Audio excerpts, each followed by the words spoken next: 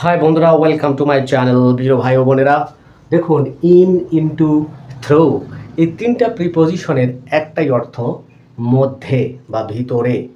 প্রিয় বন্ধুরা, এই প্রিপোজিশন তিনটার একই অর্থ হয়ে যদি, তাহলে তো যে কোনো একটি ব্যবহার করলেই হয়। আসুন আজকে আমরা তিনটির আলাদা আলাদা পার্থক্য দেখব, যে মধ্যে অর্থেও কিভাবে পার্থক্য হয়। ইয়াস বন্ধুরা, ভিডিওটি অনেক শিক্ষণীয় হতে চলেছে। যদি শিক্ষার প্রতি আপনার অনুরোধ থাকে তাহলে ভিডিওটি না টেনে দেখতে থাকুন। প্রিয় বন্ধুরা, এই প্রথম ইনটাকে নিয়ে কথা বলছি। দেখুন, এই প্রথম ইনটা দিয়ে আমি একটা উদাহরণ লেখি বন্ধুরা। যেমন দেখুন, boy is the boy is in the room. The boy is in the room মানে ছেলেটি রুমের ভিতরে। তাহলে বন্ধুরা, আমরা এই ক্ষেত্রে কি দেখতে পাচ্ছি, যে রুমের ভিতরে এখানে কিন্তু স্থির অবস্থায় আছে। আরেকটা হতে পারে, দেখুন আরেকটা উদাহরণ দেই, the pen is in my pocket.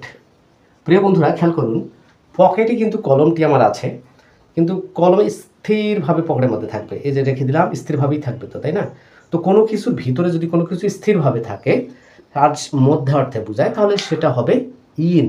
সেক্ষেত্রে হবে ইন। ঠিক আছে? তাহলে যেমন পেন, যেমন যদি যদি বলি বইগুলো ব্যাগের ভিতরে, বই তো স্থির অবস্থায় থাকে, কিন্তু আপনি যদি ব্যাগের ভিতরে একটা ইঁদুর রাখেন, সেটা কি স্থির অবস্থায় থাকবে? থাকবে না, অস্থির হয়ে যাবে। একটা ক্যাটকে রাখেন, বিড়ালকে রাখেন, অস্থির হয়ে যাবে, তাই না?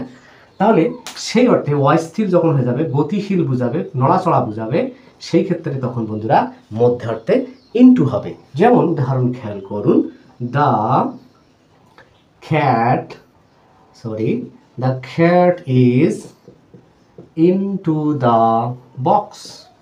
এখানে কি অর্থ দাঁড়াচ্ছে প্রিয় বন্ধুরা, লক্ষ্য করুন, the খ্যাট is into the box. Into কিন্তু একসাথে, তাহলে মানে হলো বিড়ালটি বাক্সের ভিতরে। তাহলে বিড়ালকে যদি বাক্সের ভিতরে রাখা হয়, ও কিন্তু নড়াচড়া করবে, স্থির অবস্থায় থাকবে কি? এভাবে যদি বলি মুরগিটি পিঞ্জারের ভিতরে, পাখিটি খাঁচার ভিতরে, অথবা আরও যদি এরকম কোনো কিছু হয়, গতিশীলতা, নড়াচড়া অবস্থায় ভিতরে বোঝায়, সেক্ষেত্রে ভিতরে অর্থে বা মধ্যে অর্থে বন্ধুরা ইনটু বসবে। ঠিক আছে? আর থ্রু, থ্রু তাহলে কোথায় মধ্যে অর্থে বসবে, তাই না? এখন ধরুন আপনি হাঁটছেন একটা জঙ্গলের ভিতর দিয়ে, বরাবর এই দিক থেকে ওই দিকে একদম বুক চিরে ভিতর দিয়ে চলে গেলেন। এরকম বরাবর ভিতর দিয়ে কোনো কিছু যাওয়া বুঝালে সেক্ষেত্রে বন্ধুরা থ্রো বসবে। কি বসবে?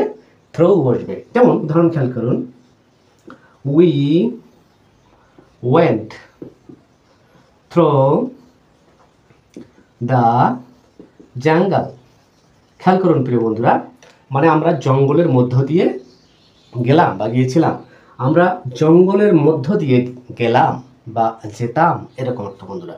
তাহলে বরাবর এই দিক থেকে ওই দিক, কোনো কিছুর এই দিক থেকে ওই দিক বরাবর ভিতর দিয়ে কোনো কিছু ঘটে যাওয়া বুঝালে সেক্ষেত্রে থ্রু হবে বন্ধুরা।